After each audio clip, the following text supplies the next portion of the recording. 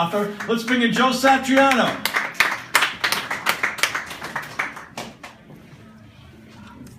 I asked Joe to do a weekly segment because I'm so inspired by his story. Joe, for some people that might not know, talk about your book and what inspired you to write your book. Well, thank you, Howie. First of all, thank you for the opportunity to come onto your show and tell people about my passion in my life. I'm not really a writer per se. I'm a math teacher, but I can guarantee that my book has pages that are numbered consecutively because I'm a math teacher. Rough crowd. Anyway. But the reason why I wrote the book was because I thought there was a need to talk about how two people who are faced with tragedy in their life, and for me and Sue, my wife, it was breast cancer, how you can still live and you can still enjoy and you can still move on even though you're faced with this horrible tragedy. And that's exactly what Sue and I did. We lived our life to the fullest. We enjoyed our life as best we possibly could, and hopefully that's what I've been told comes out in the book.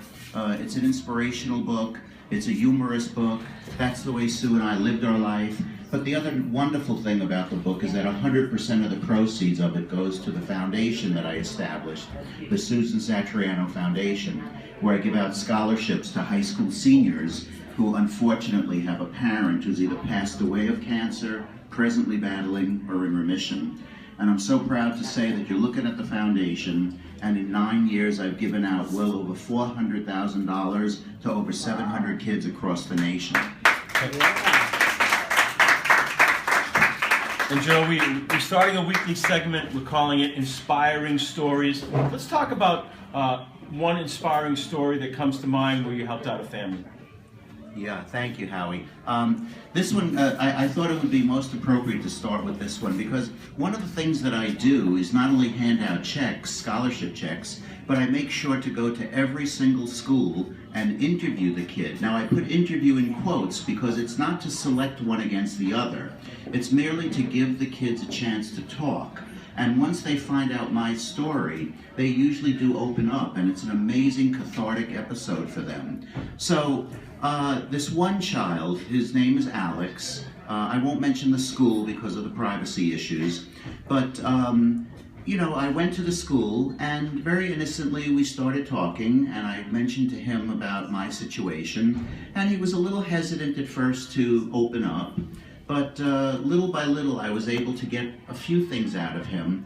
And by the way, I should explain that Alex was totally bald and head shaven. I kind of knew where this was going, but I let him talk. And what had happened was that after a while he got so comfortable with me that he pulls out from his pocket his learner's permit. And I looked at the picture on the learner's permit, and his hair was down to his pupik. So I knew where this was going, so I let him talk. I said, well, what happened to you? And here's a child, literally, these are high school kids. We have to keep remembering that they're not adults, they're young adults. He shaved his head specifically in sympathy for his mom's situation. His mom was battling breast cancer, she had lost her hair, so he did the same. And not only did he do it, he happened to be on the football team. He got the football members to do it as well. And what did they do with all that hair? They sent it to the American Cancer Society, and what they do with that hair over there is they have a program called Look Good, Feel Good. And they made wigs for people who are going through this disastrous disease. So here's a case where this kid, and he's a kid, is acting like an adult. It's an amazing situation. By the way, I called him up the other day just to let him know that I was going to be talking about him. And I'm so happy to say that his mom is doing well. She's in remission. Things are going well. And he is in college and studying to actually be a male nurse. And of course, the reason for that is because he is so proud of how the professionals helped his mom.